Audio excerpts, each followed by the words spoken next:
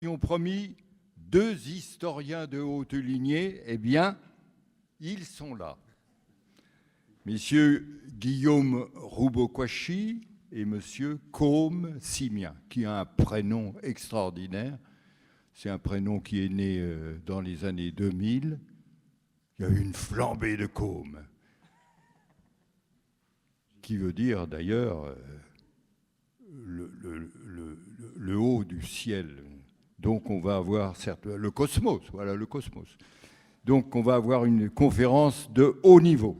Alors vous savez que chez les Grecs, le 1er avril, c'était la journée du rire et de la farce. Ça ne sera pas le cas aujourd'hui, excusez-moi, car nous sommes des gens sérieux. Je ne me vois pas accrocher à chacun un poisson dans le dos pour détendre l'atmosphère. Mais on en avait besoin tout à l'heure, on craignait un peu, n'est-ce pas ? Je pourrais annoncer des énormités d'un jour, des sortes de poissons d'avril éphémères. D'ailleurs, je crois que le temps est venu d'entendre des énormités durables et menaçantes. Je vais vous parler d'un type qui s'appelle Donald Trump. Mais vous ne savez pas ce que ça veut dire, Donald Trump. Donald Trump, c'est un type qui vient de Bavière. Sa famille est née en Bavière et son nom signifie tambour en allemand. Trommel. Il y a des germanistes là, ils peuvent certifier ? Pas de germanisme, je peux dire n'importe quoi. Donc ce Trump, énormité, il va mettre la main sur le Canada, le Groenland, Gaza, Panama, etc. C'est donc énorme. Autre énormité du jamais vu, un président français est condamné à faire de la tôle, en même temps qu'une tête de gondole d'extrême droite. Vous vous rendez compte du choc pour nos démocraties si propres et si vertueuses. Là, j'exagère un peu. C'est énorme. Et c'est vrai en même temps, ce qui fait que le terrain est déblayé, prêt pour y semer de vrais mensonges et manipuler l'histoire. L'histoire, nous y voilà. Il y a des gens qui pratiquent aujourd'hui sérieusement et furieusement la manipulation. Je vais vous donner 2 exemples simplement. On ressort la casquette du père Bugeaud. Vive la colonisation française civilisatrice. Un nommé Zemmour reprend la thèse du glaive et du bouclier que pourtant l'historien Robert Paxton avait totalement démonté. Tout cela montre que l'histoire, avec le regard rigoureux des historiens, ils sont là, doit aussi avoir un regard rigoureux des associations patriotiques et d'autres associations et du public. J'espère que je ne choque pas nos 2 invités pour qui l'histoire n'est pas une chasse gardée. Ils nous le diront ça tout à l'heure. La mémoire est donc un combat, c'est pour ça qu'on les a fait venir. Rien n'est jamais acquis, comme disait Aragon, mais Ambroise Croizat le disait aussi, puisqu'il disait la sécu, ça n'est pas un acquis, c'est un conquis, et il faut veiller sans arrêt dessus. Les citoyens que nous sommes ont donc besoin de connaître la vérité, de comprendre pour vivre et construire le présent et imaginer le passé.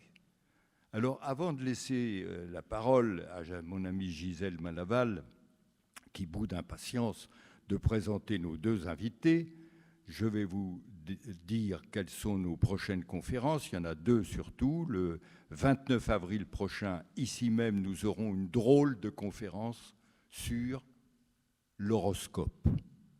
C'est présenté par la DFI, une association que nous faisons venir tous les ans, une association qui se bat contre les sectes, et l'astrologie est présentée parfois comme une science, ce qui peut effectivement développer des dérives sectaires. Nous verrons bien comment notre invité va s'en sortir. Le 13 mai qui suit, nous parlerons du volcanologue Haroun Taziev, qui sera présenté par son fils Frédéric. Alors, rappelez-vous qu'Haroun Taziev un des premiers, en 1979, prophétisait le réchauffement de la planète, et il était dans l'émission où il l'a dit, il était en opposition avec le commandant Cousteau, plutôt négationniste sur ce coup-là. Voilà, je vous remercie de votre fidélité et je donne la parole à Gisèle. Merci.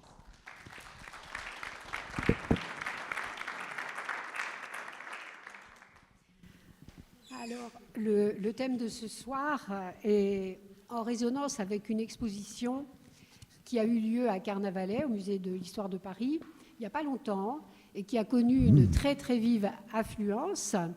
Bon, vous pouvez voir effectivement, si on a l'imaginaire collectif de Robespierre, la guillotine, il y avait une guillotine, et puis c'était centré sur l'an 2. Donc, évidemment, l'accession aussi des Jacobins. Ce que je voulais dire, c'est qu'il y avait... Vous entendez bien ? Non. Ouais, en plus, je ne parle pas fort. Ah, j'aime pas ça. Et oui, c'est en résonance avec aussi autre chose. Il y avait des sociétés issues du Club des Jacobins absolument partout en France, y compris à Troyes et à Arcis-sur-Aube, à Brienne, etc., dans toutes les villes en fait, du département. Et quand il y avait un papier, enfin, qui était officiel et qui émanait d'elle, il y avait toujours en premier égalité. Après, il y avait liberté et parfois il y avait fraternité, du moins dans les documents qui sont dans le département de l'Aube. Mais il y avait égalité. Et c'est aussi donc en résonance avec un événement qui est vraiment récent, c'est-à-dire le fait de dire est-ce que tous les citoyens sont égaux en droit, devant le droit. Et évidemment, les Jacobins, pour eux, la réponse était oui. Et le problème était effectivement de vérifier et de faire vérifier cette égalité en droit.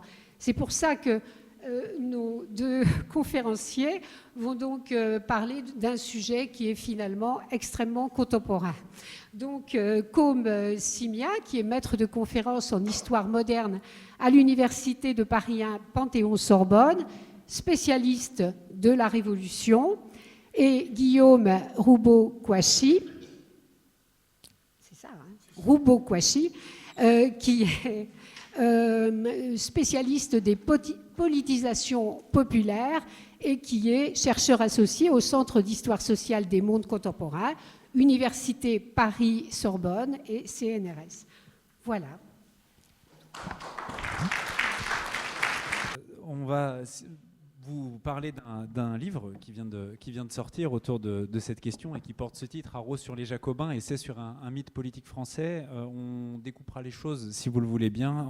Je présenterai la première partie en parlant des Jacobins de la Révolution française, d'où vient ce terme de Jacobin. Et puis Guillaume ensuite tirera le fil de l'expression, de ce qu'elle a pu signifier dans le combat politique au XIXe et au XXe siècle. Alors, le terme de Jacobin vous dit peut-être quelque chose. Peut-être que vous appréciez la chanson Ma France de Jean Ferrat. Et dans ce cas-là, pour vous, Jacobin, ce sera votre France qui répond toujours du nom de Robespierre. C'est peut-être, hélas, ou en tout cas c'est comme ça, c'est souvent pas dans ce sens-là que nos contemporains utilisent le terme de Jacobin, et c'est généralement dans une autre acceptation politique qui est parfois un peu moins positive. Je vous propose pour commencer une rapide revue de presse. J'ai fait ça rapidement, alors c'est pas exhaustif. Il y a quelques semaines, en fait quelques mois, un éphémère Premier ministre a été très éphémèrement Premier ministre, et la presse a juste eu le temps de se demander s'il était plutôt girondin ou plutôt jacobin. Semble-t-il plutôt girondin, mais le temps n'a pas permis de le confirmer. Un autre article des Échos, lui, il y a quelque temps, voulait en finir avec le jacobinisme. Marianne, sur une autre ligne politique, estimait que face aux revendications régionalistes, c'était le grand retour du jacobinisme en France. Au mois d'octobre dernier, une ancienne tête de liste socialiste aux élections européennes, Raphaël Glucksmann, expliquait en Gironde que son parti était viscéralement girondin et qu'il fallait éviter et Robespierre et Jupiter en l'occurrence. Et puis très très récemment, c'est la dernière occurrence que j'ai trouvée, Stéphane Bern, que vous connaissez, l'animateur télé, radio, etc., estimait que le jacobinisme ça suffit, il n'y a pas que Paris dans la vie. Tout ça pour vous dire, vous voyez que cette expression, ces notions jacobin, jacobinisme, elles sont là de façon un peu latente dans le débat politique. C'est une expression qui revient régulièrement dans le monde public. Alors vous allez me dire, depuis 48 heures, on pense un peu à autre chose. J'ai quand même poussé un peu loin la recherche et il se trouve qu'il y a quelques années, un article était paru sur le credo jacobin de Marine Le Pen. Donc vous voyez quand même, on peut même rattacher ça un peu à l'actualité. Donc ces termes-là reviennent régulièrement. Alors ils reviennent pour dire quoi? Généralement, quand on dit le jacobinisme, ça suffit, il n'y a pas que Paris, on entend par jacobinisme la centralisation. La centralisation, l'État qui, depuis Paris, commande seul, opprime un peu la liberté des localités, des départements, des régions, le principe donc de la centralisation. Derrière cette notion-là, jacobinisme, on entend vite aussi un autre imaginaire. Avec jacobinisme, on associe ce terme-là à 1793, à Robespierre. Il y avait sur l'affiche la figure de Robespierre tout à l'heure. On assimile ça aussi à la dictature. La dictature de l'an 2 de 1793-1794, la dictature du comité de salut public en 1793-1794, comité de salut public où se trouvait Robespierre. Et très souvent, on imagine ça comme une dictature jacobine, comme le temps de la République jacobine. Et c'est de là que viendrait l'idée d'une centralisation jacobine, d'un jacobinisme farouchement centralisateur. Alors, les historiens eux-mêmes, longtemps, ont utilisé l'expression dans ce sens-là. On peut, alors là aussi, rapide tour d'horizon non exhaustif, trouver des livres des années jusqu'aux années 60, 70, voire 80, qui utilisent l'expression jacobin, jacobinisme pour désigner 93-94, qualifier la dictature, évoquer l'idée d'un pouvoir centralisateur et fort. Il y a par exemple le livre de Marc Bouloiseau, La République jacobine, sous le même titre le livre de Roger Dupuis, La République jacobine. C'est des idées qu'on retrouvait aussi chez Lucien Jaume, le discours jacobin et la démocratie, etc. Il se trouve que depuis, le bicentenaire de la Révolution est passé par là. C'était il y a déjà 35 ans, le bicentenaire de la Révolution. Mais depuis le bicentenaire de la Révolution, les historiens ont beaucoup travaillé sur ce qu'étaient les jacobins, sur ce qu'est le jacobinisme, quelle substance donner à ces termes qui habitent le débat politique français. Alors là aussi, c'est juste pour pouvoir dire qu'on n'a pas tout inventé dans ce livre-là et qu'on a aussi glissé nos pas dans les travaux de glorieux prédécesseurs. Et par exemple, Michel Vauvel, dans les années 1990, avait publié un livre qui s'appelle Les Jacobins de Robespierre à Chevènement. Il y a également eu des études locales. Alors peut-être qu'il y en a eu sur l'Aube, je ne le sais pas, à vrai dire. En tout cas, c'est même sûr qu'il y en a eu, mais je ne connais pas forcément leurs auteurs. Il y a eu des grandes études sur les phénomènes jacobins dans certaines régions, par exemple en Normandie ou dans l'ouest de la France, etc. Et tout ça nous a permis de reconsidérer ce qu'étaient les jacobins et ce qu'était le jacobinisme, ce qui a donné naissance à ces expressions politiques aussi durables. Et comme il y a eu une multiplication des travaux, il nous a semblé que le temps était venu pour essayer de se risquer à un livre qui permettrait de mettre un peu de sens sur les termes que l'on utilise de façon récurrente dans le débat public et qu'on utilise souvent de façon un peu innée. On ne réfléchit pas trop. Jacobin, jacobinisme, c'est la centralisation. Et on a un problème parce que les livres des historiens nous disent pas ça, en fait. Ils nous disent pas ça. Et jacobin, jacobinisme, ça se rattache pas si simplement que ça à cette question de la dictature, à cette question de la centralisation. Et c'est ces questions-là, désormais, que je voudrais qu'on puisse explorer dans le temps qui nous est imparti. Alors d'abord, première question qu'on peut se poser, c'est quoi les jacobins? Les jacobins, c'est quoi qui va donner son nom à ce mot politique aussi fameux? Les jacobins, c'est un club. C'est un club politique. C'est un club politique, c'est un lieu où on fait de la politique, et c'est un club politique qui est né à Paris. à Paris. Alors on ne sait pas exactement quand, il est né sans doute fin novembre ou début décembre 1789. Il ne s'appelle pas au début Club des Jacobins, il s'appelle Société de la Révolution de Paris, puis ça va devenir ensuite Société des Amis de la Constitution. Mais rapidement, on va lui donner le nom de Club des Jacobins, tout simplement parce que ce club, à Paris, est installé dans un ancien couvent dans l'église même que vous voyez ici d'un ancien couvent qui est le couvent des Jacobins précisément, tout près du palais des Tuileries, tout près des Tuileries du Louvre. Et s'il est installé là, c'est tout simplement parce qu'on a choisi ce lieu en fonction de sa proximité avec les Tuileries, puisque c'est juste à côté des Tuileries qui est l'Assemblée nationale, et que ce club est fondé par des députés. Il est fondé par des députés à la fin du mois de novembre, début du mois de décembre 1789, et pas par n'importe quel député. Ce sont des députés qui se donnent eux-mêmes le nom de patriotes, et pour faire simple, on est à un moment de la vie politique française, fin de l'été, début de l'automne 1789, où la vie politique est en train, en tout cas la vie politique au sein de l'Assemblée nationale est en train de se structurer entre un côté gauche et un côté droit. Et le côté gauche, pour simplifier les choses, c'est le côté des patriotes. C'est là, par exemple, sur le côté gauche qu'on retrouve Robespierre, puisqu'on a déjà parlé de Robespierre. Il est plutôt assis du côté gauche. Mais il n'est pas le seul du côté gauche. Le côté gauche est assez large.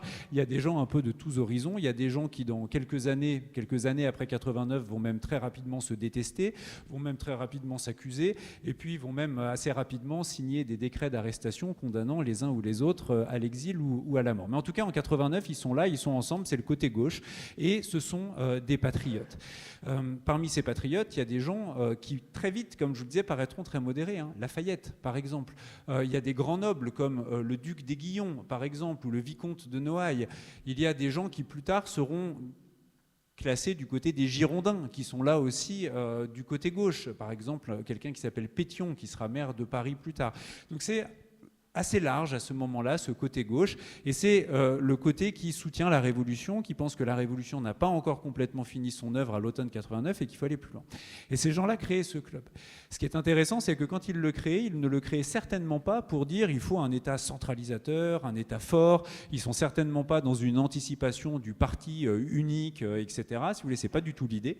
Leur idée, c'est qu'en fait, ils sont à un moment où le côté gauche a des difficultés politiques pour peser face au côté droit à l'automne 1789 à l'Assemblée nationale. C'est-à-dire que concrètement, à l'automne 89, c'est la droite, côté droit de l'Assemblée, qui mène la danse, qui remporte les élections pour être président à l'Assemblée nationale, pour être secrétaire à l'Assemblée nationale, qui arrive le plus à faire avancer ses propositions de loi, etc. Et le côté gauche se dit, mais comment on peut faire pour reprendre la main ? Eh bien, reprendre la main, c'est s'organiser. S'organiser, c'est-à-dire discuter ensemble, réfléchir ensemble, et puis essayer de proposer ensemble un nom pour la présidence de l'Assemblée, pour les postes de secrétaire, etc. Donc, si vous voulez, l'origine même de la naissance du Club des Jacobins, au fond, c'est le pluralisme politique. C'est la gauche qui accepte de jouer le jeu du pluralisme politique et qui veut peser dans le cadre d'une assemblée qui est plurielle politiquement et qui essaye une gauche qui veut reprendre la main. Et c'est une recette qui va plutôt fonctionner. Donc on crée un club avec un président, avec un règlement, avec un bureau, avec des modalités pour la discussion, pour prendre la parole, etc., etc. Ce qui est intéressant, c'est que ce modèle du club, c'est un modèle tout nouveau en France. C'est-à-dire que c'est quelque chose, alors qui n'est pas né en 1789, mais qui est né en gros dans la décennie qui précède la Révolution française. C'est-à-dire que globalement, c'est un modèle d'organisation politique que la France d'Ancien Régime ne connaissait pas. Le club, c'est un modèle politique qui vient d'Angleterre d'abord, des États-Unis ensuite, ces États-Unis qui viennent de connaître une révolution dans les années 1770-1780, qui a donné naissance aux États-Unis sur la base d'anciennes colonies. Et ce modèle est arrivé en France vraiment à la veille de la Révolution. Alors, j'ai oublié de vous montrer une petite image, ça c'est l'intérieur de l'église des Jacobins dans lequel se retrouvent les débatteurs. Mais pour vous dire à quel point le modèle du club est un modèle récent, en 1788 est fondé à Paris, toujours, donc un an avant la Révolution, la Société des Amis des Noirs. Ça, c'est un club politique. C'est un club politique qui est clairement d'inspiration anglaise et américaine. Et dans ce club-là, qui est un club qui promeut l'abolition de la traite esclavagiste et l'abolition de l'esclavage à terme, la Révolution n'est pas encore là quand il est créé. Par contre, on retrouve dans ce club, dès sa création, la plupart des gens qui seront les fondateurs du Club des Jacobins un an plus tard. Et ce club-là, il s'inspire vraiment de l'Angleterre, l'Amérique, etc. Et si les révolutionnaires, les patriotes s'inspirent du modèle du club là pour fonder le club des Jacobins, c'est aussi en raison de cette nouveauté même du modèle du club. C'est-à-dire que les révolutionnaires, faire la révolution, c'est aussi essayer d'expérimenter des nouvelles formes de la rencontre, de nouvelles formes de discussion, des choses qui n'étaient pas connues auparavant. Et le club, c'est quelque chose qui a déjà été expérimenté en Angleterre, dans le cadre de la vie parlementaire anglaise. Ça semble efficace pour ça. Et donc, on acclimate en France un modèle politique d'organisation politique qui vient plutôt d'outre-Manche et d'outre-Atlantique. Alors, depuis tout à l'heure, je vous dis, les Jacobins, c'est un club. C'est le club de la rue Saint-Honoré, dans le couvent des Jacobins à Paris. En fait, j'ai été un peu vite. Il vous a été dit tout à l'heure qu'il n'y avait pas un club des Jacobins à Paris, mais qu'il y avait des clubs jacobins. Car en réalité, et ça c'est l'autre particularité, c'est que très vite, le modèle du club des Jacobins, c'est-à-dire cette structure politique dans laquelle des patriotes, des révolutionnaires s'organisent pour peser politiquement, c'est quelque chose qui va essaimer dans le pays. Dès la fin de l'année 89, tout au long de l'année 1790, on voit des clubs politiques qui se nomment de la même façon que le club des Jacobins à Paris, Société des Amis de la Constitution, qui vont être créés un peu partout dans le pays. 350 clubs de ce type sont créés en 1790, dans l'année qui suit la fondation du club des Jacobins. C'est 950 l'année suivante, en 1791. Et donc, on se retrouve à une situation, fin 1791, où tous les chefs-lieux de département ont leur club. Et même des villes qui sont plus en dessous dans l'échelle administrative que des chefs-lieux de département ont également leur club. Alors, le mouvement de la fondation des clubs, il connaît des hauts et des bas dans ces rythmes. Ça part très fort en 1790, ça part très fort encore, ça continue très fort en 1791, puis le mouvement retombe un peu en 1792. Alors on peut se demander pourquoi est-ce qu'il y a des clubs jacobins qui se créent un peu partout, 90, 91, pourquoi ça s'essouffle en 92 ? Tout simplement parce que la fondation de clubs politiques qui s'identifient aux Jacobins de Paris, c'est quelque chose qui épouse le rythme même de la Révolution française. Concrètement, il y a au début de la Révolution ce qu'un historien italien, Haim Burstein, a appelé un phénomène de protagonisme révolutionnaire, c'est-à-dire qu'on a envie de participer.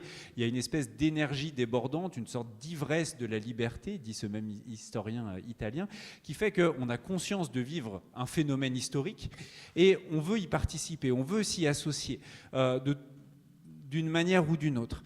Et très vite, dans la Révolution, le club des Jacobins de Paris fait parler de lui comme une façon efficace, neuve, de peser pour faire avancer les mots d'ordre révolutionnaires.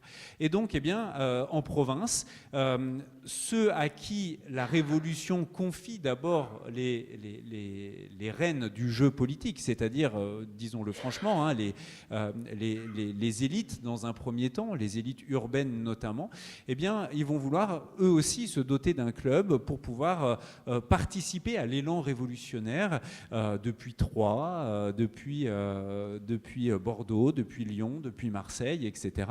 Et peser également localement, parce que la Révolution, elle ne se joue pas seulement à Paris, elle se joue aussi à l'échelle locale, parce que désormais, les villes, à partir de 1790, c'est un lieu où il faut élire les autorités municipales, les autorités départementales, donc il y a des élections, donc il faut peser, donc il faut s'organiser, etc., etc. Et il faut surtout défendre la Révolution française. On a un premier essoufflement de cet élan révolutionnaire au cours de l'année 1791, fin 1791, et quand s'essouffle pour une première fois un peu cette envie de participer, c'est-à-dire qu'il y a des gens qui concrètement, au bout d'un moment, à force de participer, etc., se fatiguent, hein, s'épuisent aussi, puis finissent par rentrer chez eux, eh bien, le rythme de fondation des clubs décroît. Il y a même des clubs qui ont été formés et qui ferment leurs portes parce qu'il n'y a plus assez de personnes pour venir. Et puis le mouvement repart de plus belle à l'été 1792. Il repart de plus belle à l'été 92 parce que c'est l'été de tous les dangers, l'été 1792. À l'été 92, la guerre a commencé. C'est la guerre de la France révolutionnaire contre les têtes couronnées européennes, rapidement. Alors à l'été 92, il n'y a encore que l'Autriche et la Prusse, mais la guerre se passe très très mal. Et puis à partir de 93, en plus de l'Autriche, la Prusse, il y aura aussi les Provinces-Unies, l'Angleterre, l'Espagne, enfin il y aura un peu toute l'Europe. Et que, eh bien, c'est la question de la survie même de la Révolution qui est en jeu. Et l'idée que la survie même de la Révolution est en jeu, que la survie des droits de l'homme est est en jeu, la survie de la liberté est en jeu, ça crée un surcroît de mobilisation pour défendre la Révolution. Et puis l'été 92, c'est aussi l'été de la chute de la monarchie. Le 10 août 1792, Louis XVI est renversé, il est emprisonné, et tout ça crée un nouvel élan. Et le rythme repart à la hausse pour culminer en 1793, la fameuse année 1793, celle qu'on associe à Robespierre, celle qu'on associe aux Jacobins. En 93, c'est plus de 3500 clubs jacobins qui sont fondés en France, c'est-à-dire qu'il n'y a jamais eu autant de clubs jacobins à ce moment-là et autant de clubs jacobins créés, si bien qu'en l'an 2 de la République, en 93-94, on arrive à ce résultat. En termes de couverture nationale, c'est qu'il y a à peu près 6000 clubs. 6000 clubs répartis, vous voyez, pas tout à fait de façon égale sur le territoire, et notamment l'Ouest breton, vendéen a moins de clubs, mais on n'est pas tellement surpris, hein, c'est pas tellement l'option politique dominante dans la région en l'an 2. Mais 6000 clubs pour près de 500 000 militants, j'ai envie de vous dire, quelle force politique aujourd'hui n'envirait pas semblable mobilisation. En tout cas, ce qui est sûr, c'est qu'on arrive là au paroxysme de l'implantation des Jacobins, puisque les Jacobins seront interdits dès l'année 1795, de l'autre côté de la chute de Robespierre. Alors ce qu'il faut dire pour préciser les choses, c'est que de 1789 pour les premières fondations jusqu'à 1792, ceux qu'on retrouve dans les clubs jacobins, c'est surtout les élites. Et les clubs sont surtout urbains. Et ces élites, qui sont celles qui tiennent les rênes du jeu politique à ce moment-là, on est dans un suffrage censitaire jusqu'à l'été 92, au fond, elles organisent dans les clubs jacobins une sorte d'entre-soi, hein, c'est-à-dire concrètement qu'il y a des droits d'entrée qui sont élevés, des cotisations qui sont élevées, tout le monde ne peut pas y entrer, et les plus pauvres, ceux qui ont le moins de moyens, ne peuvent pas adhérer à des clubs jacobins, c'est trop cher. Les choses changent à partir de 92, tout simplement parce qu'on a besoin de tout le monde pour défendre la Révolution et la République. Et donc là, on laisse entrer des gens qui n'avaient moins de moyens, on baisse le niveau des cotisations. Et c'est aussi le moment, l'été 92, où on passe du suffrage censitaire au suffrage universel masculin. Donc désormais, la participation politique est plus large. On est à une situation en l'an 2, au paroxysme de l'implantation des clubs jacobins, où toutes les villes, grandes ou petites, ont un club, où 60% des chefs-lieux de canton de la République ont un club. Par contre, dans le monde rural, c'est beaucoup plus limité, c'est-à-dire que 10% en gros des simples communes, des communes rurales qui ne sont pas chefs-lieux de canton ont un club. Donc vous voyez, c'est d'abord, ça va de haut en bas, quoi. Des grandes villes, petites villes, chefs-lieux de canton, etc. Dans les simples villages, dans le monde rural, il y en a parfois, mais 90% des simples villages n'ont pas de club jacobin. Voilà. Là, je vous ai défini ce que c'est que la structure jacobine. Maintenant, il faut comprendre, parce qu'une fois qu'on a dit ça, on n'a pas compris la question de la centralisation. Alors, de cette structure jacobine, l'historien Michelet, au XIXe siècle, disait que c'était une machine jacobine. Et là, dans l'idée de machine, par contre, on a l'impression de revoir quelque chose qui possiblement peut se rattacher à la centralisation. C'est-à-dire qu'une machine, c'est un mécanisme qui va obéir à un ordre. On a donc l'idée d'une structure qui peut-être est une structure dirigée par le club parisien qui donne des ordres aux 6000 sociétés du pays qui obéissent comme un seul homme pour appliquer les mesures parisiennes. Prudence. Parce que la logique, c'est une logique d'affiliation entre les clubs, c'est-à-dire que les clubs là que vous voyez sont des clubs qui veulent s'affilier au club des Jacobins. Mais la logique d'affiliation, c'est une logique d'association. Et dans l'idée d'association, il y a le fait d'être des associés, c'est-à-dire des partenaires et des égaux. Paris, le club des Jacobins parisiens, n'exige aucune création de club. Aucune. Le club des Jacobins de Paris, il se contente d'admettre que des clubs provinciaux puissent demander à s'associer au club parisien. Et ensuite, le club parisien examine pour savoir si, oui ou non, il va s'associer avec les clubs provinciaux. En l'an 2, il y a 6000 clubs qui, en gros, se sentent jacobins. Il n'y en a que 800 qui sont officiellement associés par le club des Jacobins de Paris. 800, c'est-à-dire que ça touche que 2% des communes de la République. Alors en matière de machines qui imposent les ordres venus de Paris, ça fait quand même que 98% des communes de la France n'ont pas de club directement associé au club des Jacobins. D'accord ? Donc là, ça introduit déjà un élément de nuance. Bon, mais on est dans une logique d'association. Par ailleurs, ces clubs, ils sont associés entre eux. au-delà de l'association avec Paris. Alors, l'association avec Paris, ça veut dire quoi? S'associer au club parisien, ça veut dire qu'on va pouvoir correspondre avec le club parisien. Ça veut aussi dire qu'on va recevoir des courriers, des nouvelles du club parisien, des lettres, des discours, des choses comme ça. Et puis, il y a une dimension de prestige d'être associé au grand club révolutionnaire qui est le club parisien, qui est le club le plus important de la Révolution. C'est pas le seul club parisien, le club des Jacobins, mais c'est très vite le plus visible, le plus important. Il y en a d'autres, par exemple le club des Cordeliers, où s'illustre un enfant de l'Aube, d'ailleurs Danton, au point de départ. Donc, vous voyez, le club des Jacobins, c'est pas le seul club, même à Paris, mais c'est très vite le plus visible. Et s'associer au club des Jacobins de Paris, il y a aussi cette dimension-là, de s'associer à un club prestigieux, puissant, etc. Mais la logique d'association, c'est d'abord une logique de dialogue. Par ailleurs, ces clubs, ils s'associent entre eux. Guillaume, je crois, vient de Normandie. Si on prend le club de Lisieux, le club de Lisieux en Normandie, c'est même chez toi ça, voilà, il est affilié aussi bien au club des Jacobins de Paris qu'à des clubs qui se trouvent en Alsace, qui se trouvent en Languedoc, qui se trouvent en Provence, qui se trouvent dans l'Ouest, qui se trouvent dans l'Est, qui se trouvent même en Corse pour certains. Et tous ces clubs, ils sont associés entre eux, si vous voulez, pas dans une logique Paris-province, mais province-province. Et ils discutent entre eux aussi en niveau province-province. On y reviendra. Bon.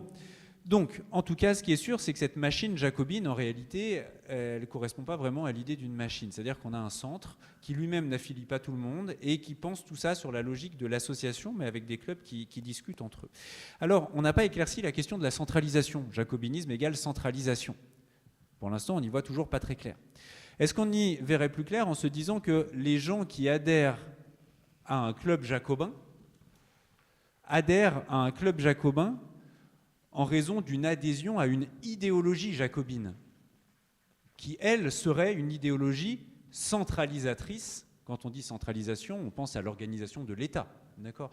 Donc, est-ce que les gens qui rejoignent les clubs jacobins, ils rejoignent les clubs jacobins parce que dans les jacobins, on défend une conception centralisatrice de l'État avec un centre qui impose ses volontés à toutes les parties. Alors là, on a un problème. Parce que déjà, cette idéologie-là, on serait tenté de l'appeler le jacobinisme. Or, le jacobinisme est un mot qui n'existe pas à l'époque, en tout cas qui n'existe pas chez les jacobins eux-mêmes. Les jacobins n'utilisent jamais le terme de jacobinisme.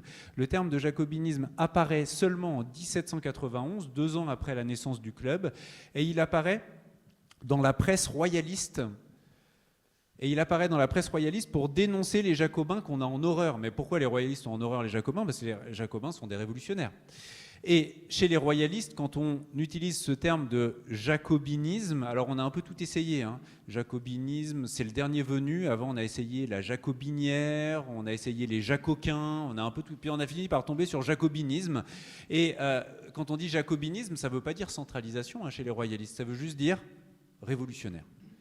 Et on déteste les révolutionnaires, donc on déteste le jacobinisme et les jacobins.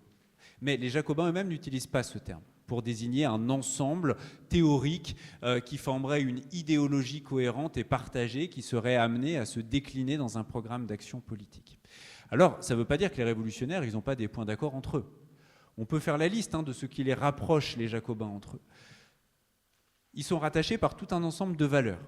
Les jacobins, dans les clubs jacobins, tenez, en 1792, quand la Révolution est en danger, on entend partout prêter des serments dans lesquels on s'engage à vivre libre ou mourir. D'ailleurs, terme que la résistance reprendra ensuite pendant la Seconde Guerre mondiale, vivre libre ou mourir. Ça veut dire que chez les jacobins, on est très attaché à la liberté. On est très attaché également au principe de l'égalité en droit, reconnu par la Déclaration des droits de l'homme et du citoyen dès son article 1. Mais ça, la liberté ou l'égalité en droit, les jacobins ne sont pas les seuls à revendiquer ces idées-là. Ceux qu'on leur opposera, et je reviendrai dans un instant sur cette opposition, mais ceux qu'on leur opposera toujours, les Girondins, ils sont aussi pour la liberté et pour l'égalité en droit. Les Cordeliers, autre grand club parisien, plus radical sans doute que les Jacobins encore, la liberté et l'égalité en droit, c'est aussi leur credo. Donc, en fait, la fraternité, c'est pareil. Les autres clubs révolutionnaires s'en revendiquent. Donc on a du mal à identifier une sorte de principe qui ferait l'apanage des Jacobins. Par ailleurs, il y a des gens qui se reconnaissaient révolutionnaires, favorables à la liberté, à l'égalité et tout ça, et qui n'étaient pas membres d'un club jacobin, tout simplement parce qu'il n'y avait pas de club jacobin là où ils vivaient. D'accord ? Donc on a ce problème avec l'idéologie jacobine, c'est qu'à chaque fois qu'on identifie quelque chose, on se dit ah bah ça, tous les jacobins sont d'accord avec ça, que ce soit Robespierre ou un paysan d'un village qui a un club jacobin. À chaque fois, on se rend compte qu'en fait, ce sont des valeurs que d'autres clubs ou d'autres révolutionnaires qui ne sont pas jacobins partagent. Alors maintenant, en matière de centralisation, organisation de l'État. Bon, s'il devait y avoir une idéologie jacobine centralisatrice, la meilleure façon de la trouver, c'est de se dire, est-ce que les jacobins ont défendu une vision de l'État ? Et pour ça, est-ce qu'ils ont par exemple défendu une proposition de constitution, c'est-à-dire d'organisation de l'État, de loi fondamentale de l'État qui soit centralisatrice ? Ils ont essayé. Ils ont essayé à partir du mois d'octobre 1792. Octobre 1792, la monarchie est tombée. Depuis le 22 septembre, la France est devenue une république. Cette république, elle a été établie par l'Assemblée nationale, auquel on donne le nom de Convention nationale. Dans cette Convention nationale, il y a des groupes politiques rivaux. À droite, plutôt côté droit, les Girondins. Plutôt côté gauche, les Montagnards. Et une sorte de centre un peu indéterminé qu'on appelle le Marais ou la Plaine, mais ça n'a pas des contours fixes tout ça, hein. C'est plutôt des mouvances que des partis politiques. Et il se trouve qu'en octobre 80, la Convention, son but, c'est elle qui a établi la République. Maintenant, il faut organiser la République. Donc cette Convention doit faire une constitution pour cette République. Et c'est là que, dans cette Convention, vont s'opposer Girondins et Montagnards. Et comme on oppose toujours Jacobins et Girondins, on se dit, si on doit trouver quelque chose qui touche à la centralisation, à une vision jacobine de l'État, etc., ça va incontestablement être dans ce moment-là, 92, 93, la Convention, etc. Et au début, à l'automne 92, ce sont les Girondins qui dominent la Convention nationale. Et donc, au sein de l'Assemblée nationale, à l'époque, on fait ce qu'on fait encore aujourd'hui, c'est-à-dire qu'on crée aujourd'hui, on crée des commissions, à l'époque, on crée des comités. On crée un comité de constitution qui vise à préparer le travail constitutionnel, préparer la matière constitutionnelle qui sera ensuite débattue par l'Assemblée. Comme les Girondins dominent, le comité de constitution, il est dominé par les Girondins. Aux Jacobins, je vous dis pourquoi dans un instant, on vient justement précisément à ce moment-là de se fâcher avec les Girondins. Du coup, on est un peu inquiet du fait que les Girondins organisent seuls la Constitution. Donc, on crée, au sein du club des Jacobins à Paris, un contre-comité de constitution. Comité de constitution interne au club des Jacobins, dont le but explicite d'écrire une constitution des Jacobins, si vous voulez. Octobre, novembre, décembre, janvier, février, mars, avril, mai, juin. Le comité jacobin ne produit jamais rien. Rien du tout. Et à chaque fois, la machine est relancée, il faudrait quand même qu'ils s'y mettent, etc. Et on trouve tout le monde dans ce comité de constitution. Il y a Robespierre, il y a Saint-Just, il y a Danton, c'est même Danton qui a proposé de le créer. Collot d'Herbois, que des ténors. Et ce comité ne produit rien. Pourquoi ? Parce qu'ils ne sont pas d'accord entre eux sur comment organiser concrètement l'État. Donc, même en matière de constitution, les Jacobins ne vont jamais produire une vision constitutionnelle claire. Alors vous allez me dire, oui, mais peut-être que la centralisation, c'est plutôt lié à une pratique de l'État, dans ce cas-là. Peut-être que les Jacobins, on les dit centralisateurs, parce qu'à un moment, ils ont noyauté le fonctionnement de l'État et ils ont appliqué des pratiques de gouvernement autoritaire. C'est l'idée qu'on retrouve notamment quand on parle de république jacobine, par exemple, c'est-à-dire d'une république qui, à un moment, 93-94, l'an 2 de la République, serait contrôlée dans ses rouages administratifs par les Jacobins. Alors là, il faut s'entendre en disant que déjà on peut parler de dictature pour l'an 2. Moi, j'ai pas de problème avec ça. Les révolutionnaires n'entendent pas le terme de dictature dans le même sens que nous. Ils pensent magistrature antique, liée à la Rome antique. Mais si on est dans un régime d'exception, dans un état d'exception, la Constitution est suspendue, les libertés sont réduites, il n'y a plus de liberté de la presse, il y a des arrestations politiques, un tribunal politique qui est quand même sans merci, le tribunal révolutionnaire, des violences de masse, la guerre civile, vous appelez ça comme vous voulez, mais ça ressemble quand même de près ou de loin à une dictature. Peut-on la qualifier de jacobine ? Là, on a un problème. Parce que si on admet l'idée que l'an 2 a été un état d'exception, avec des politiques d'exception on peut être amené à qualifier de dictature, on sait qui dirige cet état d'exception. C'est la Convention nationale, c'est-à-dire c'est l'Assemblée nationale. Au sein de l'Assemblée nationale, Il n'y a pas encore d'organisation constitutionnelle. On a confié le gouvernement à 2 comités, qui sont des comités composés de députés à l'intérieur de la Convention nationale. Ces 2 comités, c'est le comité de sûreté générale, qui doit surveiller l'exécution des politiques et surveiller notamment aussi les fonctionnaires publics à l'intérieur de la République pour surveiller que l'administration exécute bien les lois. Et l'autre comité, c'est, et c'est le plus important des 2, le comité de salut public, qui est composé de 12 membres d'abord, puis de 11, parce qu'il y en a un qui va être exécuté au printemps 1994 et pas remplacé. Ce sont des députés, ils sont régulièrement renouvelés. Et alors, sacrée brochette de révolutionnaires, hein. Robespierre, bien sûr, Saint-Just, bien sûr, Couthon et également, Collot d'Herbois, Billaud-Varenne, Carnot, celui qui a organisé en partie la défense de la République en l'an 2, Barrère, ça fait des sacrés ténors. Hein. Difficile d'imaginer qu'ils soient tous soumis spontanément à la volonté de Robespierre là-dedans. Hein. C'est quand même des personnalités politiques de tout premier plan qui ne se laissent pas imposer leur volonté par un autre, quand bien même ils seraient aussi influents que Robespierre. Le problème, voyez-vous, c'est qu'un tiers des membres du comité de salut public ne sont pas membres du club des Jacobins. Et ça fait quand même beaucoup pour dire que c'est un organe de gouvernement jacobin. Et parmi ceux qui ne le sont pas, il y a précisément Carnot. Et Carnot, c'est celui qui signe le plus d'arrêtés du comité de salut public en l'an 2. Et il n'est pas jacobin. Et aux jacobins, on n'accuse jamais Carnot de quoi que ce soit, d'être contre-révolutionnaire ou que sais-je, etc. Par ailleurs, les 3 membres non jacobins du comité de salut public, il y en a 3, dont Carnot, font également rentrer du personnel administratif dans le comité de salut public pour faire fonctionner la machine administrative, et ils font rentrer des gens qui ne sont pas jacobins eux-mêmes. Bon, première limite. Deuxième limite, qui à partir de l'an 2 tient les premiers rôles à la Convention nationale? Ce n'est pas les jacobins, c'est les montagnards. Et montagnards et jacobins, eh ben, ça ne se superpose pas complètement. Il y a beaucoup de montagnards, comme d'ailleurs Carnot, qui ne sont pas membres du club des Jacobins. Et c'est bien les montagnards qui font les lois à ce moment-là, qui pèsent de tout leur poids, et pas les Jacobins. Maintenant, il faut se demander si le club des Jacobins, comme groupe constitué pour peser politiquement, est-ce qu'il a, oui ou non, essayé de profiter de son organisation pour noyauter l'administration, au-delà des instances législatives et exécutives? C'est-à-dire, est-ce qu'on a fait pousser dans l'administration des fonctionnaires qui auraient été installés comme fonctionnaires en 93-94 parce qu'ils étaient jacobins? Mais aux jacobins, on a 3, 4, 5 fois ce débat en l'an 2 de savoir est-ce qu'il faut privilégier dans le recrutement de la fonction publique, en gros, pour parler comme aujourd'hui, des gens qui seraient jacobins. Et là, tous, Robespierre y compris, disent surtout pas. Il ne faut pas. Il ne faut pas parce que ce serait confondre les rôles. Nous, on est là pour débattre, on est là pour surveiller éventuellement depuis l'extérieur de l'État que le personnel de l'État et les politiques font bien œuvre de salut public, c'est-à-dire défendent bien la République.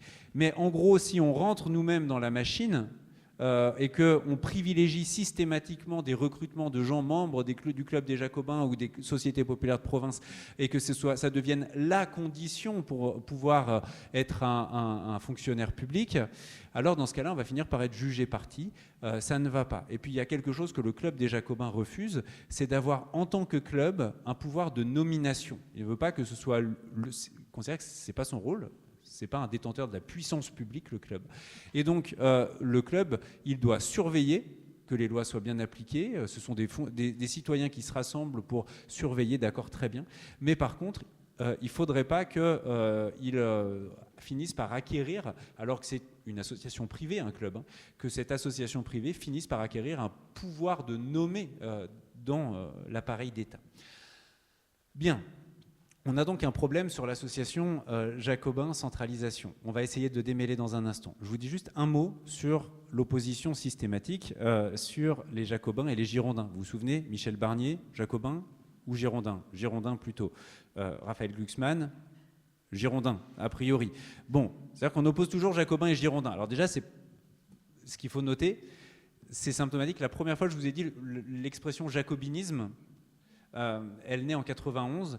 La première fois qu'il y a un journal royaliste qui s'efforce de définir un peu plus précisément cette notion, c'est pour désigner le ministre de l'Intérieur du mois de juin 1792. Le ministre de l'Intérieur s'appelle Roland. C'est l'époux de Manon Roland. Roland, quelques semaines plus tard, on dira de lui que c'est une des principales figures des Girondins. Et pourtant, c'est pour les royalistes, c'est pour l'attaquer lui qu'on définit pour la première fois précisément la notion de jacobinisme. Pourquoi ? Parce que à la fin de l'été 92, tous les Girondins sont membres du club des Jacobins. D'accord ? Tous les Girondins ont commencé par être membres du club des Jacobins. Et c'est à partir de l'automne 92 que les Girondins quittent volontairement le club des Jacobins ou sont exclus du club des Jacobins pour certains d'entre eux, et que la rupture va s'opérer au même moment où s'opère la rupture entre montagnards et Girondins par ailleurs, mais à un moment tout simplement où ces gens qui ont été frères en politique depuis le début de la Révolution commencent à s'entre-déchirer entre eux. Qu'est-ce qui va fonder l'opposition ? Est-ce que c'est entre Jacobins et Girondins ? Alors, entre Jacobins et Montagnards d'un côté, parce que Jacobins et Montagnards, si tous les Montagnards ne sont pas membres du club des Jacobins, les Jacobins soutiennent quand même les Montagnards globalement, et les Montagnards sont plutôt, d'une certaine façon, aussi bienveillants à l'égard des Jacobins. Mais qu'est-ce qui fonde cette opposition entre Jacobins, Montagnards d'un côté et Girondins de l'autre ? Est-ce que c'est la question de la centralisation ? Pas du tout. Pas du tout.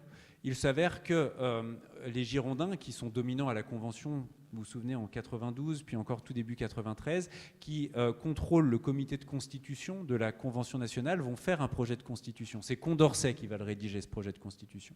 Et le projet de constitution des Girondins est fondamentalement centralisateur. Fondamentalement centralisateur, dès lors qu'on définit la centralisation comme l'idée qu'il y a un centre unique, la représentation nationale, qui doit, dans la République, définir une loi unique, qui doit être appliquée uniformément sur l'ensemble de la République par des autorités constituées, départements, municipalités, qui elles-mêmes fonctionneront de façon parfaitement homogène, qu'on soit dans les Pyrénées-Orientales, dans le Bas-Rhin, dans le Morbihan, etc. Tout ça, on retrouve chez Condorcet et dans la Constitution des Girondins, où il est bien dit qu'une municipalité, la moindre de ses décisions pourra être annulée par l'administration du département qui est situé au-dessus. Et la moindre décision d'administration de département pourra être annulée par le gouvernement. Et qu'une municipalité n'aura pas le droit de lever des impôts locaux sans en avoir eu l'accord du département qui lui-même en aura eu l'accord du gouvernement. Les Girondins sont centralisateurs. D'accord ? Il n'y a pas plus centralisateur qu'eux, ils sont aussi centralisateurs que les montagnards, tout simplement parce que les révolutionnaires, depuis 89 et avant même la constitution du club des Jacobins, ils sont habités par un principe sur lequel notre République repose encore, c'est au tout premier article de notre Constitution, c'est l'unité et l'indivisibilité de la nation. C'est-à-dire que le principe de l'égalité en droit n'est tenable que si la même loi s'applique indistinctement partout de la même façon à tous les citoyens de la République. Et le principe d'impulsion d'une loi venue d'un seul endroit vient de là. Alors, ce qui oppose finalement Jacobins et Montagnards d'un côté à Girondins de l'autre, c'est plutôt en fait la question du rapport au mouvement populaire parisien, c'est-à-dire au mouvement sans culottes. En 92-93, les Jacobins et les Montagnards soutiennent les sans-culottes parisiens, qui eux-mêmes ne sont pas membres du club des Jacobins, c'est compliqué la Révolution, je suis désolé, et les Girondins qui, dans le passé récent, ont espéré pouvoir s'appuyer sur les sans-culottes, eh bien, à partir de 92-93, ils pensent quand même que les sans-culottes parisiens, ils pèsent trop lourd sur la vie politique nationale. C'est-à-dire qu'ils, par leur insurrection, par leur mobilisation, ils contraignent trop la représentation nationale. Et donc, les Girondins aimeraient bien réussir à réduire le poids politique des militants populaires parisiens, c'est-à-dire des sans-culottes. Finalement, pourquoi l'assignation des Jacobins à la centralisation ? Ça vient de là. Barère, 14 Thermidor en 2, 1er août 1794. Robespierre est mort depuis 4 jours, avec lui Saint-Just-Couthon et une centaine d'autres députés, une centaine d'autres militants, plus exactement, pas députés, qui sont morts d'ailleurs sans procès, constatation d'identité, guillotine, fausse commune. Et Barère, qui lui-même est un membre du comité de salut public, qui lui-même est un montagnard, qui lui-même est l'un des artisans de la chute de Robespierre, qui lui-même est l'un de ceux qui va inventer, au lendemain de la chute de Robespierre, l'expression « terreur » pour désigner l'année qui vient de s'écouler. Et si on invente l'expression de terreur pour désigner l'année qui vient de s'écouler, c'est bien pour justifier ce qu'on vient de faire. C'est-à-dire qu'on vient de renverser Robespierre, Saint-Just-Couthon, etc. Il faut l'expliquer. Pourquoi on l'a fait ? On explique que c'est parce qu'il y avait un système de terreur et qu'on y a mis fin. Donc Barère, c'est un inventeur de mots d'ordre. Et Barère, il dit « La centralisation totale et la monarchie ou le despotisme. Robespierre desséchait toutes les branches de l'administration qu'il ne pouvait plier ou couper. Il détournait dans un bassin commun toutes les sources de pouvoir, toutes les dérivations d'autorité publique afin de s'en saisir plus facilement. Caligula désirait que le genre humain n'eût qu'une tête pour l'abattre d'un coup. Robespierre travaillait à ce que l'autorité nationale n'eût qu'un point pour le saisir, qu'un centre pour l'usurper. La centralisation, à partir de ce moment-là, c'est la faute de Robespierre. Robespierre qu'on vient d'exécuter 4 jours plus tôt. Et on est toujours là dans une logique de justification de pourquoi on l'a exécuté. On l'a exécuté parce qu'il voulait tyranniser le pays. Comment voulait-il tyranniser le pays? Par la centralisation. Robespierre, député, membre du comité de salut public. Mais Barrère, député, membre du comité de salut public. Et c'est là qu'on a un petit souci. C'est-à-dire qu'en fait, en l'an 2, on veut, enfin après Thermidor, après la chute de Robespierre, on veut justifier le coup de force, mais il y a une chose qu'on ne veut surtout pas abandonner, c'est le gouvernement d'exception. On n'est surtout pas prêt à sacrifier le comité de salut public et le comité de sûreté générale. Donc, la centralisation, c'est la faute de Robespierre. De toute façon, on a déjà tout mis sur la tête de Robespierre. Mais comme on veut sauver le gouvernement révolutionnaire, comité de salut public, comité de sûreté générale, on va trouver la parade. Qui est Robespierre? Eh bien, Robespierre, ça va être le Jacobin. La grande figure du club des Jacobins qu'il était de fait. Et donc, en fait, on va, pour à la fois expliquer pourquoi on a renversé Robespierre, parce qu'il voulait tyranniser le pays, imposer la terreur, par notamment une centralisation totale qui était oppressive. Mais en même temps, on ne veut surtout pas qu'entraîner Robespierre par ce type d'argument-là entraîne le comité de salut public, on va charger la barque des Jacobins. C'était la faute des Jacobins, la centralisation, via la personne de Robespierre. Et comme ça, à la fois on justifie et en même temps on épargne le gouvernement en faisant porter la responsabilité aux autres. Et dans les semaines qui suivent, le club des Jacobins est fermé et c'est terminé. Et ça peut continuer. Et les gens qui font tomber Robespierre sont ceux qu'on appelle les Thermidoriens. Les Thermidoriens, dans les mois qui suivent, au printemps 1795, rédigent une constitution, celle du Directoire. Et cette constitution du Directoire, qu'on appelle la constitution de l'an 3, est la constitution la plus centralisatrice de toute la période révolutionnaire. C'est-à-dire qu'on a une constitution qui fait passer l'an 2 pour une année d'enfant de cœur en matière de centralisation administrative, si vous voulez, le Directoire. Et ça montre bien que l'objectif de ceux qui ont renversé Robespierre, c'est certainement pas d'en finir avec la centralisation. Ils vont faire une constitution encore plus centralisatrice que ce qu'on avait pu imaginer en l'an 2. Là, on est bien dans de l'argument politique, sauf que l'argument politique va porter, parce que les Thermidoriens, puis les royalistes, etc., vont mettre toutes leurs forces de persuasion, les journaux, les pamphlets, la presse, etc., pour imposer ce mot d'ordre qui va finir par rester jusqu'à nous. Et je vous renvoie là à la petite revue de presse que nous avons fait au départ. À partir de l'automne 94, le club des Jacobins de Paris est fermé, à l'automne 94. Dans la foulée, dans les semaines qui suivent, tous les clubs jacobins du pays ferment également les uns après les autres. Et on n'aura plus jamais ce foisonnement d'associations politiques jusqu'à la fin de la Révolution. Par contre, à partir de 1795, on a mis une telle connotation négative dans le terme de jacobin que désormais, jacobin est devenu un mot qui tue. Être accusé d'être un jacobin peut vous valoir d'être tabassé en pleine rue à Paris, comme dans des petites villes au fin fond de l'Ariège ou de la Creuse, etc. Et donc là, on est entré dans une nouvelle ère politique et finalement, le club des jacobins n'existe plus. Mais le terme de jacobin, lui, est toujours là. Mais désormais, il s'est chargé d'un sens négatif dominant, en tout cas, et qui va être assez durable.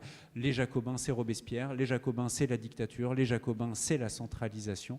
Et pour tous ceux qui détestent l'an 2, qui détestent 93, qui détestent la République, Jacobin va devenir un mot de la vindicte, si vous voulez, politique. Et c'est comme ça que je laisse la parole pour le 19e et le 20e siècle. Merci. J'ai bricolé.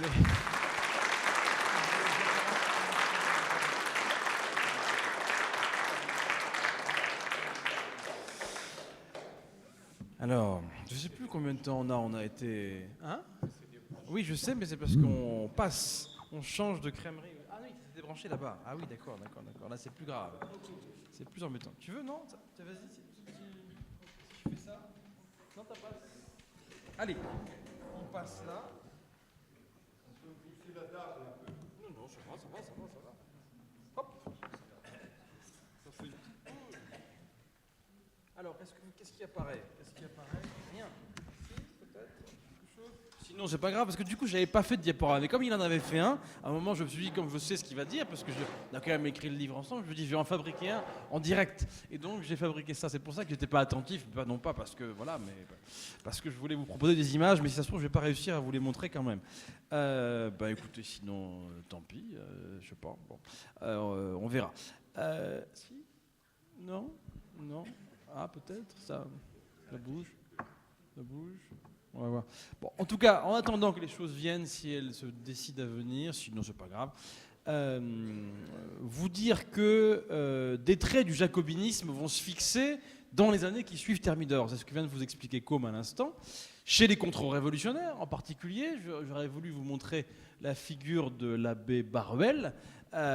Chez des libéraux aussi, comme Germaine de Staël, on pourra en reparler peut-être. Mais il s'agit surtout de description et de condamnation en un temps où il est, comme tu l'as dit, extrêmement difficile et dangereux de se réclamer de ses principes d'hier. Surtout si l'Empire se veut, à sa manière, une poursuite de la Révolution. Ça peut nous paraître contradictoire, mais dans le monde des monarchies coalisées européennes, Napoléon, c'est la Révolution qui continue, si vous voulez. Donc l'Empire se veut, à certains égards, en continuité par rapport à cela. Évidemment, après Waterloo et après la Restauration, quand les rois reviennent, que Louis XVIII dit qu'il faut refermer cette parenthèse et renouer la chaîne des temps, à partir de ce moment-là, pourquoi vous réclamez des Jacobins, dans le fond, vous voyez ? Pourquoi vous réclamez des Jacobins ? Non, dans le fond, vous allez vous réclamer de 89 au moment de la Restauration, ce qu'il s'agit de refaire. C'est pas 93, c'est d'abord ne serait-ce que 89, puisqu'on est revenu au point de départ, en quelque sorte. Et donc, comme la vie est dure, on se serre les coudes et on ne va pas commencer particulièrement à se diviser à l'intérieur de ça. En réalité, quand est-ce que cette aventure, ça bouge beaucoup, mais je ne sais pas pourquoi, quand est-ce que cette aventure, je vais essayer comme ça, sinon autrement, je vais essayer comme ça. Quand est-ce que cette aventure repart ? Elle repart en réalité avec 1830. Pourquoi ? Parce que qu'est-ce qui se passe en 1830 ? 1830, c'est une révolution, la révolution des Trois Glorieuses, et cette révolution, elle aboutit pas visuellement, mais en tout cas, cette révolution de 1830, je crois que c'est sans espoir. Hein. Je vois un petit quelque chose peut-être. Cette révolution de 1830, bon, je vous la montrerai après, si on y arrive, peut-être quelque chose. Non.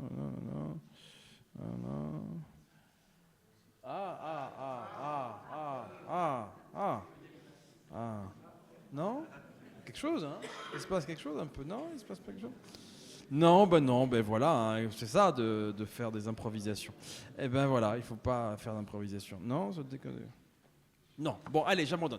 Donc, 1830, c'est quoi ? C'est la révolution des Trois Glorieuses. Ça veut dire que là, vous allez avoir la fin de la Restauration, c'est-à-dire la fin des rois ? Non, pas la fin des rois. La fin des rois qui veulent revenir à l'avant 89. Mais pour faire ça, on va avoir un autre roi. Mais un roi qui veut faire 89 quand même, qui se veut fils de 89. Vous vous rappelez que 89, c'est la Révolution, mais ce n'est pas la fin de la monarchie. C'est la fin de la monarchie absolue, et on a une monarchie qui se met en place. 1830, c'est la même chose. Et Louis-Philippe, c'est l'homme qui se veut du juste milieu. Ça veut dire ni les excès populaires, c'est sa formule, ça veut dire Robespierre, etc., le suffrage universel, les mesures sociales, et toutes les chansons, ça non, bien sûr que non, mais ni la monarchie absolue, etc. Le juste milieu, c'est ça, Louis-Philippe.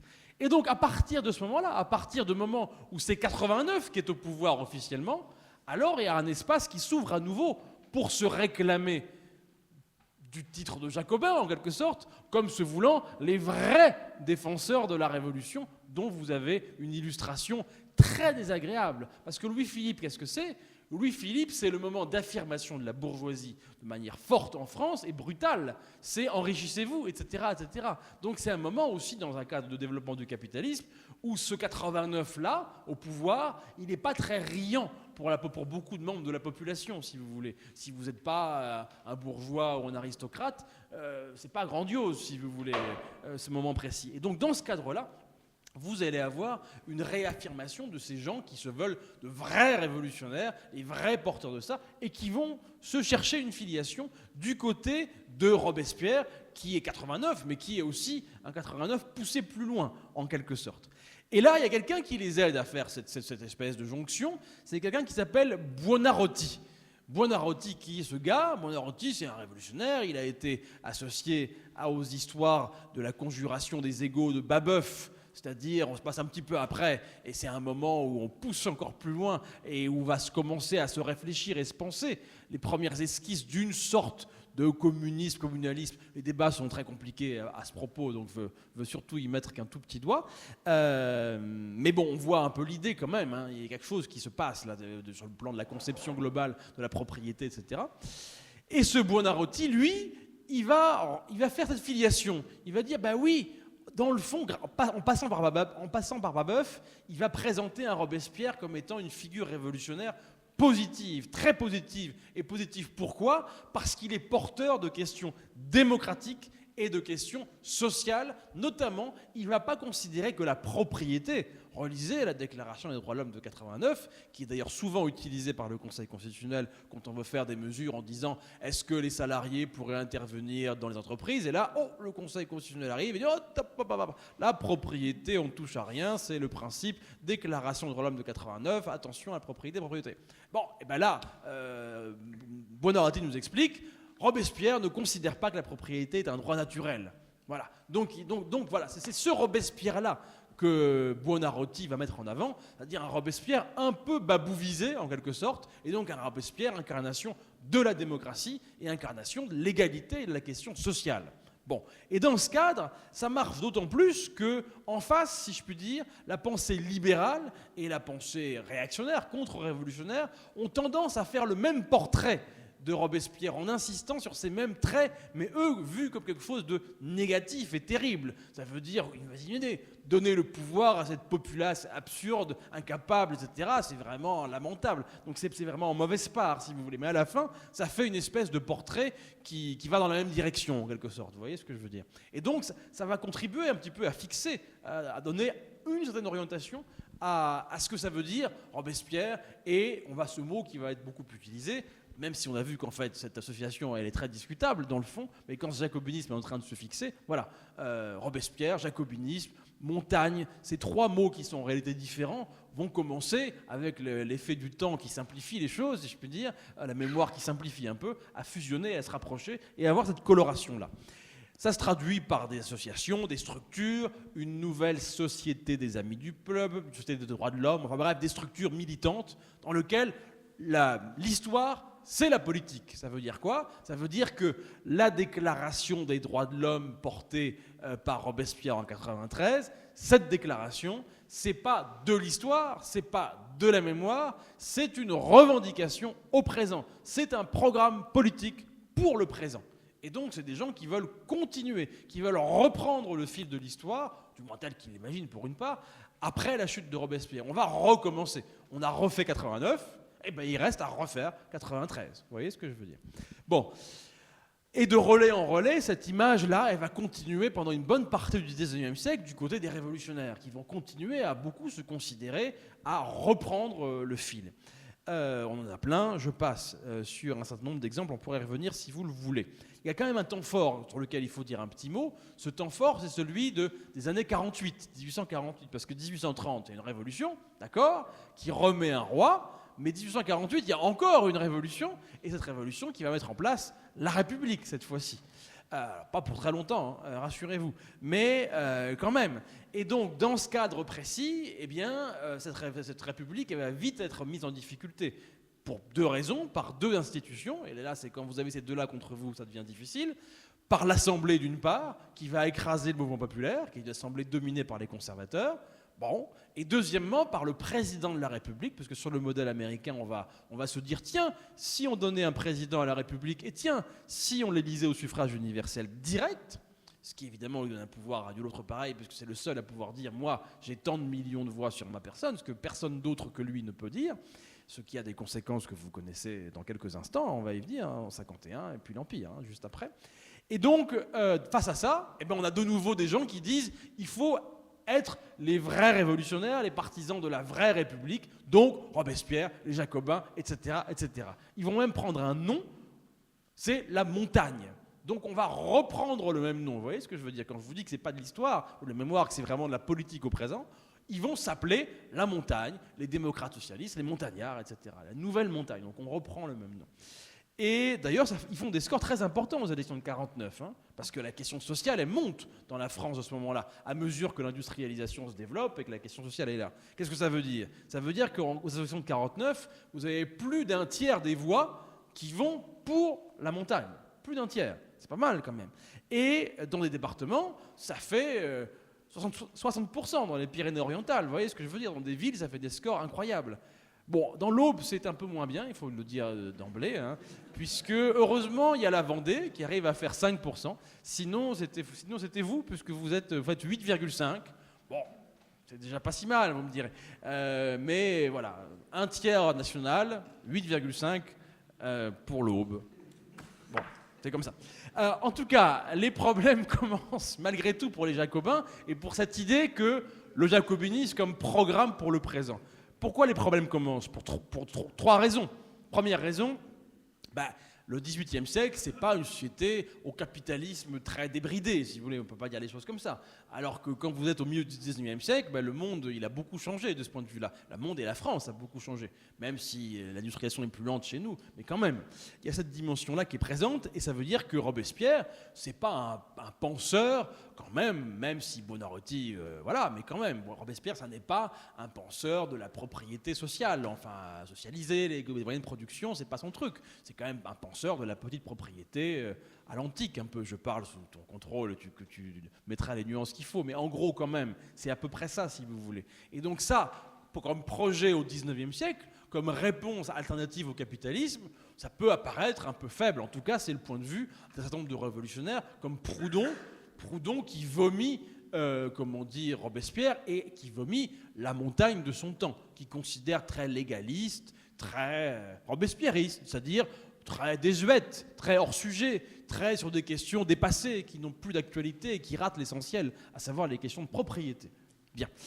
Premier problème, le capitalisme, en fait, qui va donner un coup de vieux, en quelque sorte, à Robespierre, pour un certain nombre de révolutionnaires. Deuxième problème, la question cléricale. Ça va monter fort, parce que l'Église joue un rôle important dans la France du XIXe siècle. Sous le Second Empire, elle joue un rôle très important, et le mouvement républicain se structure contre cette Église et dans une logique anticléricale.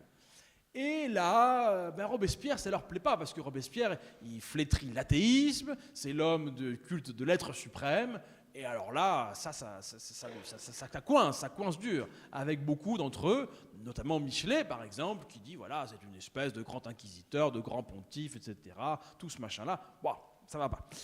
Troisième problème, même pour les robespierristes, même pour la montagne, même pour ceux qui disent, voilà, c'est un programme pour le présent, il faut reprendre et continuer, pour eux, quand même, ils sont embêtés par l'image très forte qui continue de la terreur, le sang, les exécutions, etc.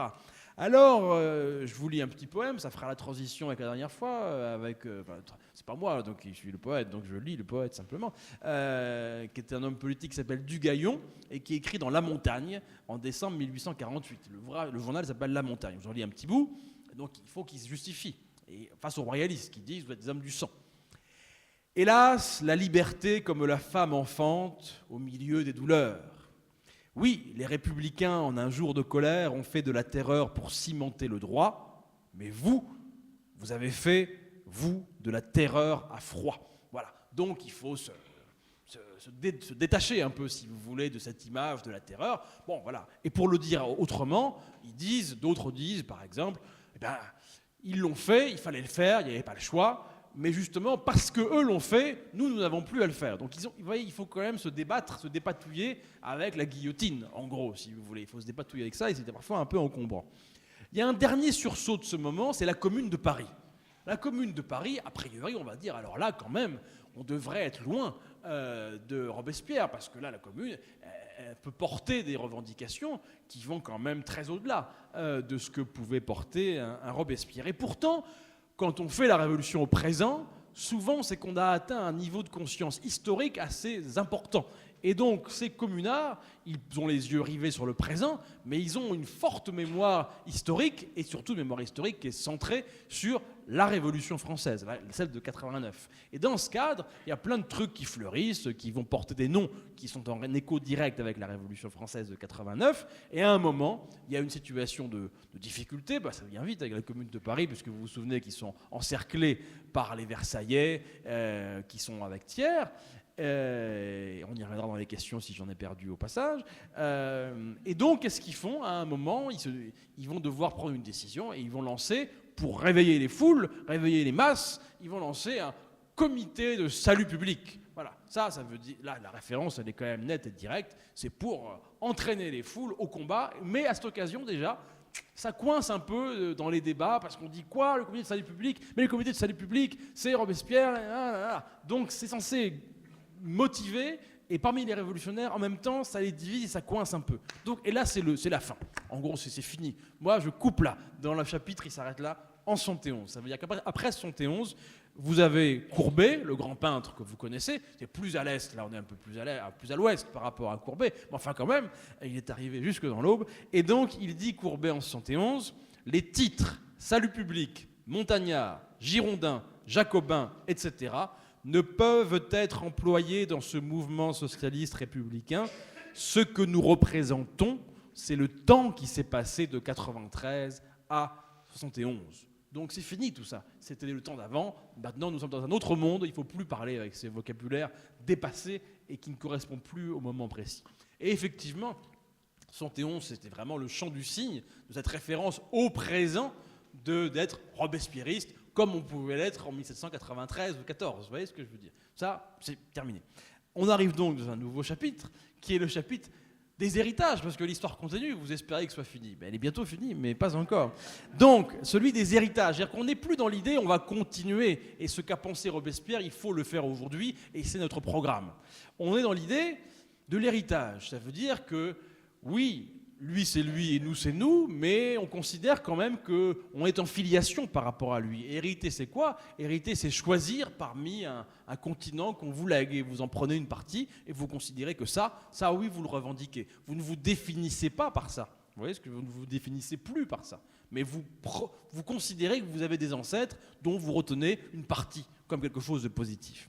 Alors là, ça paraît simple, c'est compliqué. Mais on va faire simple quand même, à peu près, pour s'y retrouver. Bon, les Jacobins, ou ceux qui se réclament des Jacobins, souvent, c'est quand même ceux qui sont sur l'idée la vraie République. Nous sommes les partisans de la vraie République. Il y a un côté de sorte de supplément de vérité avec la figure des Jacobins, en quelque sorte. Et donc, qui est-ce qui va faire ça? Eh bien, c'est les radicaux au début, les premiers radicaux.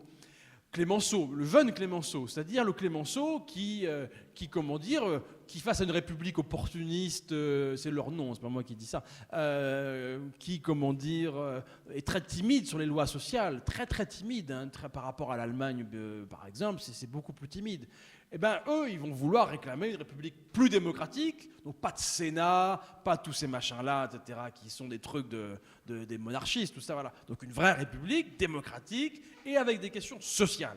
Voilà, c'est ça, les radicaux et le jeune Clémenceau. Et donc, forcément, ils vont se revendiquer de l'héritage de ces Jacobins, les hommes de la vraie république. OK. Et alors, faisant ça, évidemment, ça crée aussitôt des convergences et des divergences avec les socialistes. Les socialistes sont en train d'apparaître, de se distinguer, apparaître comme force un peu sérieuse, un peu massive, un peu grosse, qui essaie de se structurer. On est à la fin du 19e siècle. Les cultures politiques sont en train d'essayer de se distinguer, de se durcir, avec la forme parti qui est en train de se constituer, etc.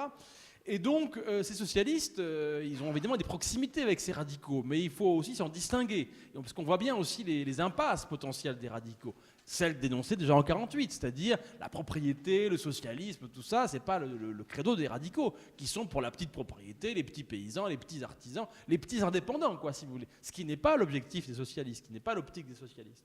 Et donc, quelqu'un comme Jules Guesde, par exemple, paf, il casse dur, hein. Voilà, le 14 juillet, tous ces machins-là, ça c'est de la fumisterie pour endormir les masses. Maintenant, il faut aller à la vraie révolution qui libérera le prolétariat. Et tout le reste, mettez-moi ça par-dessus la fenêtre. Et évidemment, Jaurès va se retrouver dans une situation assez différente sur laquelle on pourra revenir si vous en avez le courage après. Donc c'est compliqué. En réalité, ça rassemble les radicaux à peu près. mais chez les socialistes, ça va longtemps diviser, en réalité, très longtemps.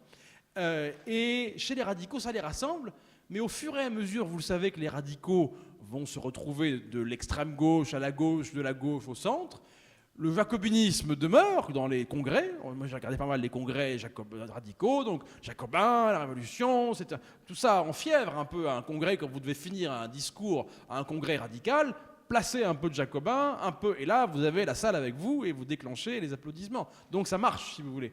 Mais le contenu, si vous voulez, de ça, on le voit se perdre un peu dans les sables. Il faut bien le dire. Si on essaie de cerner la définition du jacobinisme dans les années 1930, par exemple, dans les discours des jacobins, des radicaux, ça devient bien difficile. Alors, par exemple, ça va être, quand on va à un congrès socialiste, on va dire « Allez, soyez jacobins », donc ça veut dire soyez résolus, soyez énergiques, soyez avec nous. Et puis après, on rajoute ce qu'on veut. Alors, par exemple, Bonnet va dire « Soyez jacobins, votez les accords de Munich ». Bien sûr, c'est authentique, hein, vous verrez dans le truc. Ou alors, soyez jacobins, faites la guerre du Rif. Voilà, la guerre coloniale au Maroc. C'est vraiment, on voit que c'est une espèce de truc de salle, quoi, je veux dire, vous voyez, pour chauffer et en avant. Et c'est l'énergie, vous voyez, l'énergie jacobine. Donc, mais bon, c'est pas que ça quand même. Enfin bon, voilà. Et après, il y a un tournant important, on approche, on y est presque, c'est le Front populaire. Tournant important, pourquoi le Front populaire ? Parce que, si vous voulez, je vous l'ai dit, socialiste, communiste, compliqué, très longtemps compliqué le rapport aux jacobins, parce que les jacobins, c'est les radicaux. Et les radicaux, c'est on ne touche pas à la propriété privée des moyens de production. Donc tout ça, c'est de la flûte et c'est pas ça la question. Bon, ok. Alors on pourrait nuancer par différentes choses, mais quand même. Et le tournant, c'est 35. C'est pas 34, c'est pas 36, c'est 35. 35, c'est donc 34. Le 6 février 34, les ligues d'extrême droite qui menacent de prendre le pouvoir, qui marchent, etc., etc. Les répliques du 9 et du 12, le Front populaire qui est en train de se constituer, d'accord. Mais c'est pas pour ça que vous changez d'un seul coup tous vos repères politiques. En réalité, les choses se cristallisent lors des grandes manifestations qui sont décidées pour le 14 juillet 1935. Et alors, à partir du moment où tous les forces populaires se retrouvent le 14 juillet 1935, et bien là, il va peut-être falloir dire quelque chose sur cette question révolutionnaire. Et ce qui frappe, c'est quoi ? C'est deux choses. Un, c'est que ça répond dans le pays. En fait, on sent, c'est une thèse que je crois juste, on sent que dans le pays, cette mémoire, cette référence à la Révolution française, elle est forte. Là, je vous ai beaucoup parlé d'en haut, si je puis dire. Mais en fait, quand la gauche réveille, si je puis dire, cette mémoire de la Révolution française, ça répond, si vous voulez. Il y a quelque chose qui existe dans le pays par-delà tout ça. Même chez les guédistes, alors que la ligne était celle que je vous ai dite, il y en a qui s'appellent les continuateurs de 93. Vous voyez, il y a beau avoir la ligne et tout ça. Mais après, il y a quelque chose, vous voyez ce que je veux dire, dans les références, qui existe et qui est plus profond. 14 juillet 35, ça répond. Et là, ceux qui vont se mettre le plus à fond sur les Jacobins, on les aurait pas attendus là, a priori, mais c'est les communistes. Et à fond les ballons. Et donc, par exemple, à Paris, la seule station de métro qui s'appelle Robespierre, elle est due à une figure importante du Parti communiste français, qui est liée à Montreuil, qui s'appelle Jacques Duclos. Et Jacques Duclos, en l'occurrence, vous savez que le nom du métro, c'est par rapport au nom des espaces, des rues, des places où ça sort, vous voyez ce que je veux dire ? Donc, il va vite faire rechanger le nom de la place où ça va sortir. Il va l'appeler place Robespierre, et du coup, le métro s'appelle Robespierre. Voilà. Et là, il y en a plein comme ça, et les discours massifs. Et le Parti communiste trouve avec la Révolution l'occasion, en quelque sorte, de se dire les héritiers des Jacobins, c'est nous. Voilà. C'est une ligne qui est portée par les communistes. Et après tout, Lénine avait aussi développé des choses dans ce même sens, en disant que les Jacobins, c'était ceux qui voulaient la Révolution jusqu'au bout. C'était ça, sa thèse, quoi. Et donc, les communistes sont ceux qui veulent la Révolution jusqu'au bout. Ce qui permet finalement de se distinguer d'autres qui ne la veulent pas jusqu'au bout. Vous voyez ce que je veux dire ?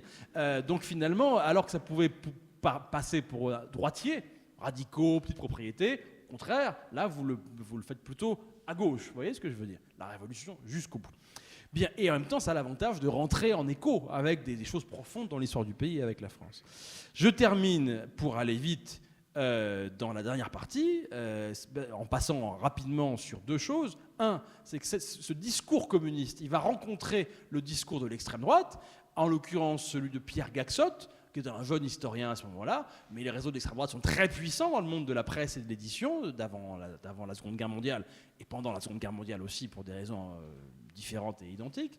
Et donc, Gaxotte, il vend par des quantités invraisemblables de livres sur la Révolution française, et sa thèse, c'est que le jacobinisme et le bolchevisme, c'est la même chose. Voilà.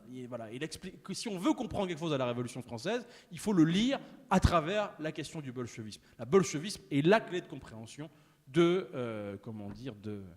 cette affaire. Et si vous voulez lire un livre sur ce sujet, en l'occurrence, c'est le livre de, comment il s'appelle déjà, Baptiste Roger Lacan, voilà, qui vient de sortir quelques semaines après le nôtre, qui est issu de sa thèse, dans lequel il montre bien ça.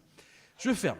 Et deuxième moment aussi, c'est évidemment la résistance, tu l'as déjà dit, la résistance qui va réintroduire ces nombreuses références à la Révolution et aussi aux Jacobins, parce que Vichy et les nazis, c'est la négation de la Révolution, hein, je vous rappelle, hein, ces gens-là sont remontés, le fascisme, Mussolini est très clair là-dessus, hein.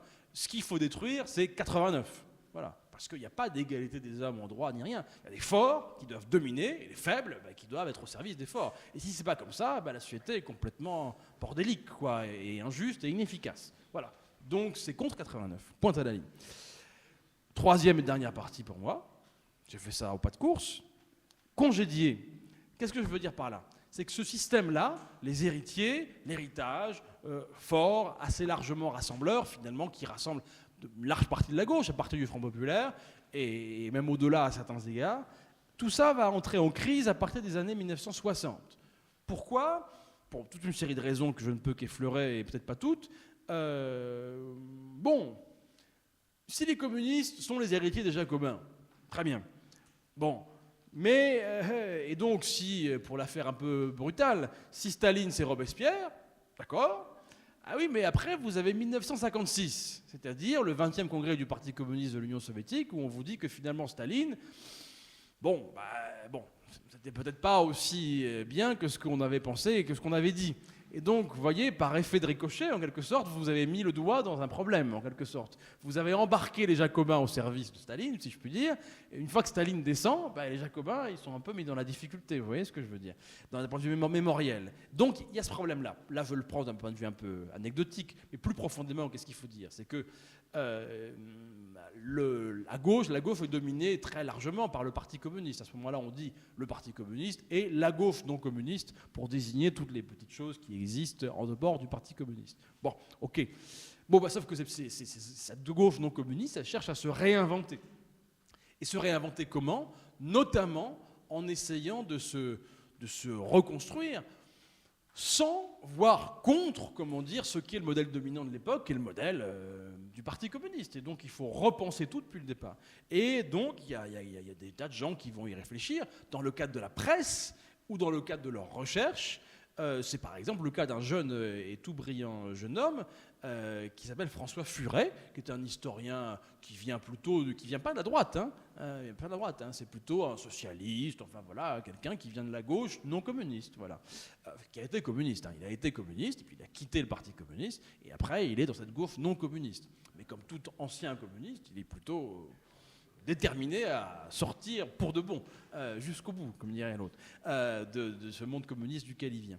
Et donc, dans ce cadre-là, il va développer, pendant 30 ans, il va s'installer comme étant la figure intellectuelle qui va essayer de repenser le jacobinisme et qui va le repenser en utilisant notamment un penseur d'extrême droite de l'Action française, qui était comment s'appelle-t-il, aide-moi ?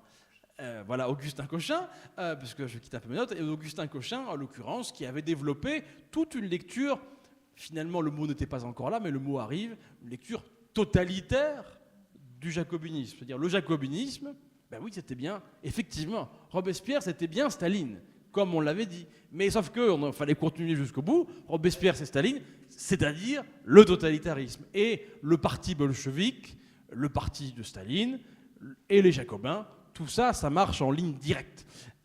Donc il y a cette association, je fais un peu à grands traits, mais quand même, c'est quand même la pente sur laquelle il va de manière assez nette, et donc la machine un peu implacable qui se met en place. On a cette lecture-là qui va prendre de la place de manière forte, avec en même temps une vogue théorique qu'on appelle l'antitotalitarisme, qui est porté par Glucksmann père, qui est porté par Bernard-Henri Lévy, toute une série de figures médiatiques comme ça, qui ont une hantise qui est l'État. Une hantise qui est le poids liberticide de l'État.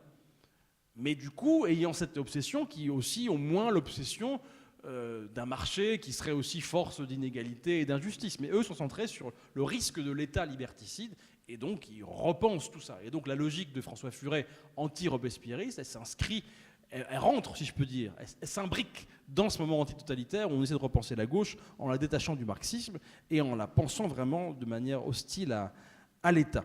Je finis d'un mot sur le bicentenaire.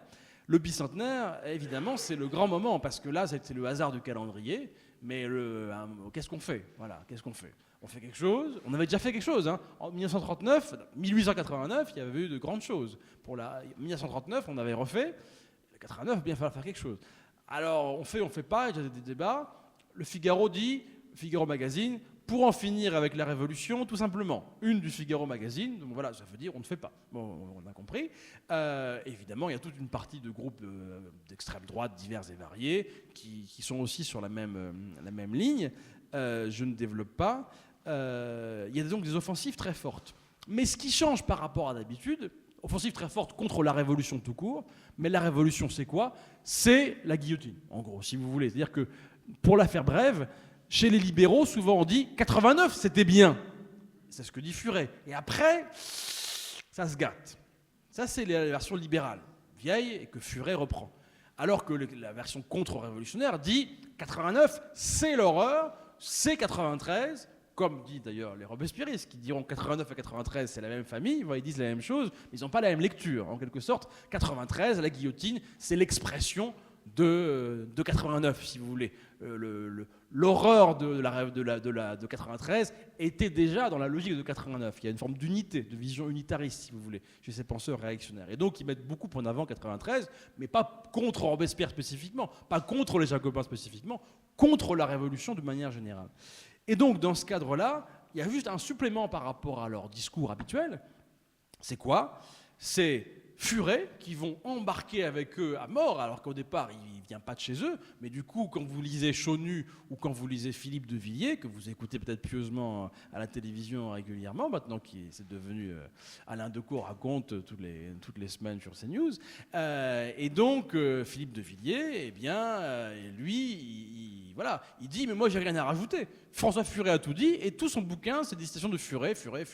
Et Chaunu dit la même chose. « Oh, moi, j'ai rien à dire, Furet a tout dit ». Donc Furet leur sert de caution de gauche, je sais pas quoi, pour démonter les Jacobins de manière absolument massive. Et le supplément, pour finir, c'est évidemment la Vendée. Parce que, bien sûr, là, c'est le moment vendéen, et Philippe de Villiers le pose, le porte partout, sur tous les plateaux. Il y a une hyper-médiatisation de Villiers. Je voulais vous en lire des passages, mais tant pis, je ne le ferai pas, ou après peut-être. Juste pour dire un mot de ce qui passe en face. En face, il y a un pouvoir socialiste qui est quand même hésitant et déstabilisé. Déstabilisé parce que je vous rappelle que la ligne du Parti socialiste des années 70, c'est celui qui n'est pas pour la rupture avec le capitalisme, celui qui n'est pas pour la rupture, celui-là ne peut pas être au Parti socialiste. Vous vous souvenez, c'est François Mitterrand dans les années 70. Et puis arrivent les années 80 et le pouvoir, et là d'un seul coup, vous allez vous retrouver avec Ballard Tapie, etc. Vous voyez un changement d'univers et de paradigme qui est assez rapide dans les années 1980 et qui déstabilise les principes, y compris dans le rapport à la Révolution, qui était quelque chose d'ancré depuis au moins le Front populaire, si vous voulez.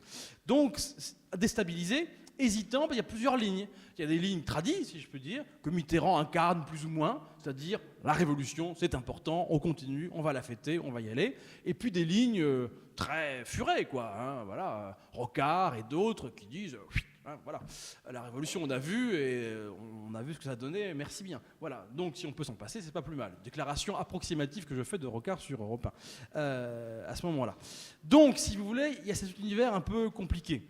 Et puis, il y a l'univers des ligues qui va se mobiliser, pas celle des années 30, les ligues de l'enseignement, les ligues des droits de l'homme, qui, elles, vont contribuer à animer un réseau d'actions militants importantes qui va avoir un écho considérable dans le pays, parce que là encore, ça s'appuie sur quelque chose dans notre peuple, si vous voulez. Et donc ça marche. Le bicentenaire, ça va être un grand truc, avec des résonances un peu partout. Les ligues vont y jouer un rôle, Ligue de l'enseignement et Ligue des droits de l'homme. Et puis, face à des socialistes qui sont un peu désabusés parfois par ces évolutions, parfois le jacobinisme va leur servir de de point de chute en quelque sorte. C'est un peu le cas de Régis Debray en quelque sorte, ou le cas de Jean-Pierre Chevènement à certains égards, si vous voulez, qui vont un peu se découvrir jacobins par une espèce de volonté de ne pas céder sur les questions sociales, en gros, si vous voulez. Parce que finalement, lâcher les jacobins, c'est aussi lâcher l'État et c'est aussi lâcher la question sociale. C'était ça, en réalité, le mouvement qui s'opère. Et la grande opération de Furet et d'autres, c'est quand même celle-ci. C'est quand même celle-ci sur le plan politique, je parle, hein, de ce point de vue-là. Enfin, le tout se fait sur une fixation d'une connaissance de plus en plus appauvrie des Jacobins, il faut le dire aussi. C'est un moment où, si vous voulez, tous les hommes politiques du XIXe siècle ont vraiment la Révolution en tête par cœur. Et plus on avance dans le temps, moins cette connaissance, si vous voulez, est palpable et réelle. Surtout quand il y a une technocratisation de la politique, où alors là, tous ces technocrates n'en savent rien et sont fiers de ne rien savoir, si vous voulez. Donc, évidemment, ça crée forcément aussi un éloignement par rapport à tout cela.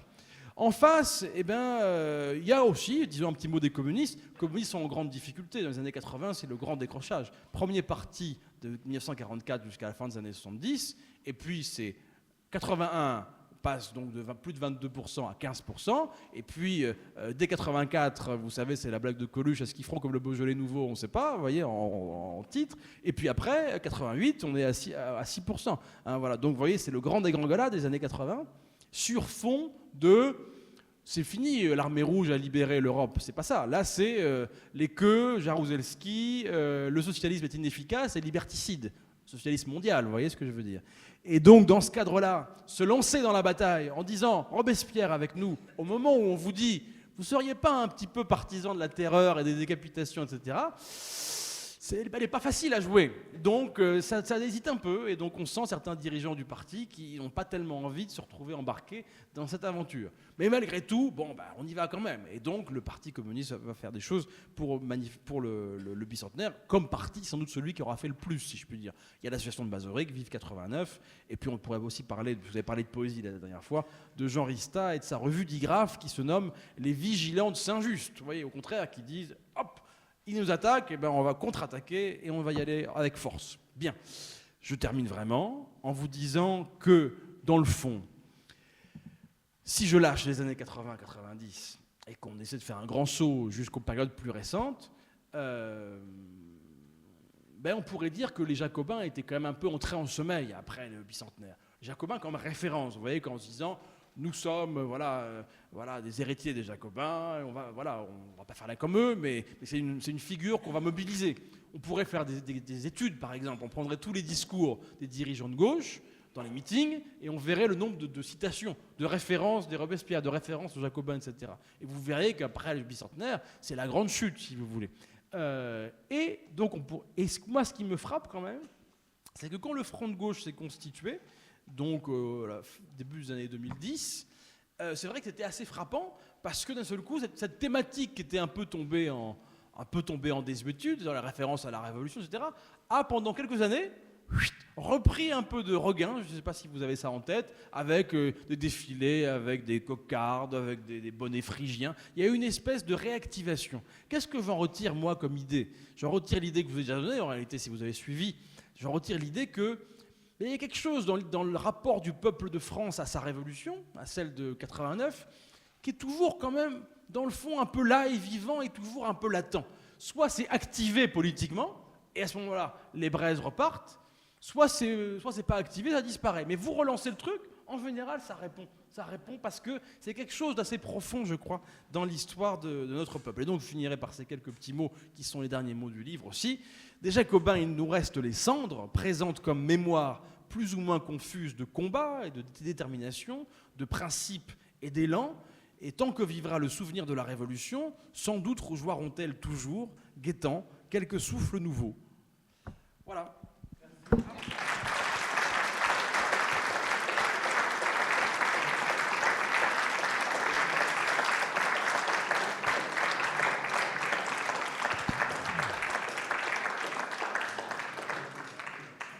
n'avez pas répondu à mon interrogation. Est-ce que c'est la chasse gardée? Est-ce que les historiens ont la chasse gardée de l'histoire? Est-ce que le public peut intervenir? Est-ce que les associations doivent intervenir? J'espère qu'avec le bicentenaire et ce que j'ai pu en dire, on a répondu sur ça. Je crois que oui, bien sûr. Ça n'est vivant que si c'est pris à bras-le-corps par un corps civique vivant, voilà, qui n'est pas juste voilà, dans la passivité et dans la délégation. Et si l'histoire était seulement l'apanage des historiens de métier, ce serait désespérant. Voilà. Vous avez expliqué, je crois que c'était l'année 1893, la partie gauche de l'Assemblée se sentait un petit peu en impuissance, ne pas pouvoir en quelque sorte diriger la politique. Et c'est à partir de ce moment-là qu'il crée donc le Club des Jacobins. Moi, je pense que compte tenu de toutes les explications que vous avez données, est-ce qu'on ne peut pas constater que cette impuissance de la gauche, elle perdure depuis cette période jusqu'à notre période actuelle? Alors, effectivement, vous avez rappelé que les Jacobins étaient fréquemment rappelés dans les conjonctures favorables pour redynamiser les révolutions. Mais il y a eu un court résumé des révolutions. 1830, bien sûr, ça n'aboutit pas. 1848, la Commune, ça n'aboutit pas, ça se termine dans un bain de sang effroyable.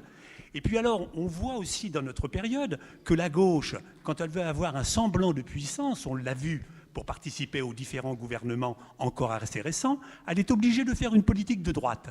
Donc, alors là, je ne veux pas citer, même expliquer, mais on peut le constater, le libéralisme, ils ont été porteurs d'un libéralisme, peut-être même en ouvrant le chemin de la droite. Alors, est-ce qu'on ne peut pas penser quand même que cette impuissance de la gauche, elle est due non pas seulement à un manque d'idées, parce que vous avez bien souligné aussi que le peuple était partisan et toujours répondait à l'appel des Jacobins. Alors il y a quand même peut-être un problème plus fondamental, et vous l'avez évoqué, je pense, en parlant des grands bourgeois et du capitalisme. Je pense que tant qu'on ne sortira pas de ça, on aura toujours cette impuissance de la gauche. Voilà, pardon. C'est pas difficile de répondre. S'il y avait une deuxième question, ça m'aurait permis de glisser un peu. Mais c'est pas facile de répondre parce qu'elle est compliquée. Moi, en tout cas, je sais que sur le mot gauche, c'est un mot intéressant. C'est un mot compliqué quand on le prend historiquement en réalité, parce que la gauche, ça n'a pas eu tout le même sens selon les moments, si je peux dire. Hein. La gauche garde une notion relative. Hein. Ça veut dire que c'est comme jacobins. On peut être les jacobins d'hier, peuvent être les jacobins, ne plus être jacobins le lendemain. Et la gauche, c'est la même chose aussi, parce que la gauche au XIXe siècle, ça c'est Huard qui montre ça bien, à mon avis définitivement. C'est quand même grosso modo d'abord un synonyme de républicain.